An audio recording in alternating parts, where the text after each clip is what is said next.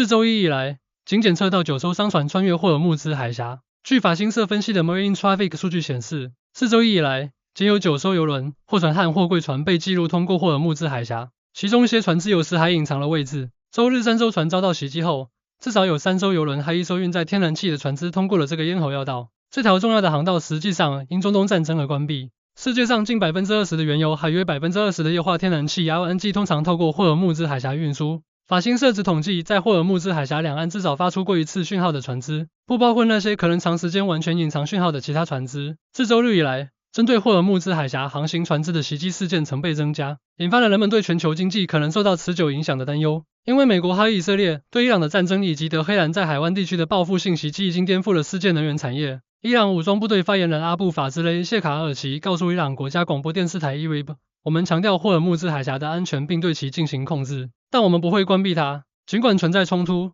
但一些油轮仍在海峡东西向航行。许多航次是在 AIS 自动识别系统中断的情况下进行的。发布 Marine Traffic 的科尔分析师 Matt Wright 周三表示，例如，邮轮卡沃马列亚斯号于3月3日在海峡东侧发出信号，大约14小时后在海湾发出另一个信号。另一个例子是一艘在巴拿马注册的130公尺427英尺长的货柜船，该船周一离开巴基斯坦，它于周三晚间抵达波斯湾入口，自周四早上以来一直停泊在海峡内。普什帕克号是一艘设计用于运输石油产品的船只，周四晚上离开海湾。此前它从伊拉克的一个港口出发。浩特号是一艘在科摩罗注册的货船，周二离开杜拜，前往伊朗东南部的一个港口。受美国制裁的225公尺长天然气运输船达努塔1号于周五黎明时分穿越了霍尔木兹海峡。金融时报发现的雅典娜号约28日出现在霍尔木兹海峡以东，并于3月1日向 Marine Traffic 发送了其在霍尔木兹海峡以西的位置资讯。